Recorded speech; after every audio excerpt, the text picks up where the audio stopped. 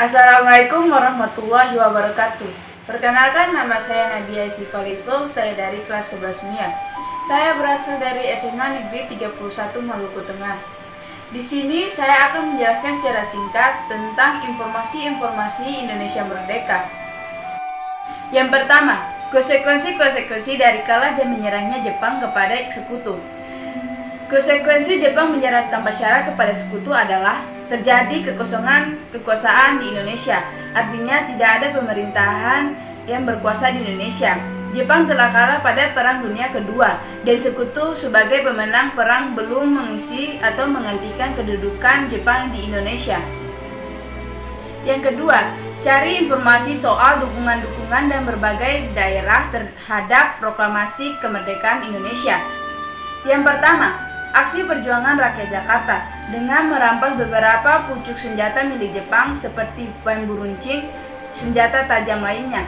Rakyat Jakarta menyerbu tempat-tempat penting yang masih diduduki oleh Jepang. Johan Nur, pemimpin para pemuda, mengambil alih kereta api pada tanggal 3 September 1945. Jawatan radio dikuasai Republik Indonesia pada tanggal 11 September 1945. Para pemuda melakukan aksi-aksi coret-coretan, menulis semboyan-semboyan perjuangan di tembok-tembok, seperti kereta api, tram.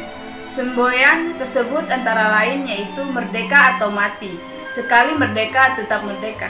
Yang kedua, rapat raksasa di lapangan Ikada pada tanggal 19 September 1945. Setelah proklamasi kemerdekaan Indonesia dikumandangkan pada tanggal 17 Agustus 1945, pada 19 September 1945, para pemuda Jakarta dipelopori oleh Komite Van Aksi Menteng 31 merencanakan menggerakkan massa dalam suatu rapat raksasa di lapangan Ikada, Ikatan Atletik Jakarta, dengan tujuan agar Presiden Soekarno berbicara langsung di hadapan rakyat. Lapangan Ikada terletak di bagian selatan lapangan Monas.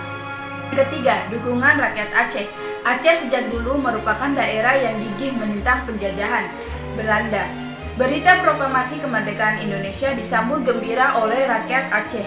Pemuda Syamaun, Gaharu, dan Dekunya Arik membentuk barisan pemuda yang kuat. Kelak nanti inilah yang menjadi inti TKR di Aceh. Mereka melucuti senjata tentara Jepang yang berada di Aceh. Keempat, pertempuran 5 hari di Semarang pada tanggal 14 sampai 19 Oktober 1945. Sebab terjadinya peristiwa ialah adanya desas-desus bahwa Jepang akan meracuni sumber air minum di daerah Candi Dr. Karyadi, Kepala Laboratorium Pusat Rumah Sakit. Yang ketiga, carilah informasi tentang latar belakang dan kronologis terjadinya Rengas Dengklok. Awal mulanya terjadi Rengas Dengklok ialah karena adanya perbedaan paham tentang waktu pengumuman proklamasi kemerdekaan Indonesia antara golongan tua dan golongan muda. Ketegangan bermula dari berita kekalahan Jepang yang menyerah tanpa syarat pada sekutu pada tanggal 15 Agustus 1945. Yang keempat, carilah informasi tentang tokoh-tokoh yang merumuskan proklamasi dan apa saja perannya. Pertama, Insinyur Soekarno sebagai pembaca teks proklamasi. Yang kedua, Dr. Randus Muhammad Hatta sebagai perumusan teks proklamasi. Yang ketiga, Ahmad Subarjo sebagai terlibat sebagai penulis proklamasi. Yang keempat, Fatmawati sebagai menjahit bendera merah putih atau bendera pustaka. Yang kelima, Soekarni sebagai mengusulkan naskah proklamasi ditandatangani oleh Soekarno-Hatta. Yang keenam, Sayuti Melik sebagai pengetik naskah proklamasi. Yang ketujuh, Latif Hendraningrat sebagai penaikan bendera merah putih. Yang ke-8, Laksana Maeda sebagai rumahnya untuk perumusan naskah proklamasi tersebut. Yang kelima, carilah informasi tentang kendalanya penyebaran berita proklamasi kemerdekaan.